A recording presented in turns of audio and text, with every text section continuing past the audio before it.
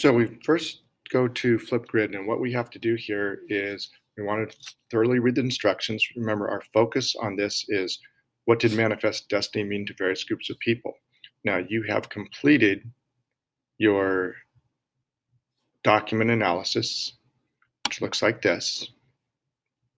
And in doing so, you have each of the documents where you've written the main idea, the message, the important details about the documents, and then how does the document answer the central question, which is right up here. So when you do your recording, your video recording on Flipgrid, you want to make sure that you have it structured out. How were the various groups of people affected by manifest destiny? So you want to start off by saying,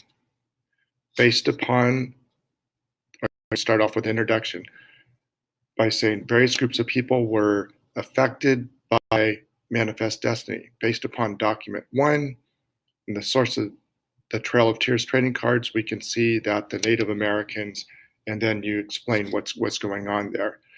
After you do that, and that should only take about 15 to 20 seconds, you have a total of, as you can see in the directions, you're going to get a total of 2 minutes to record.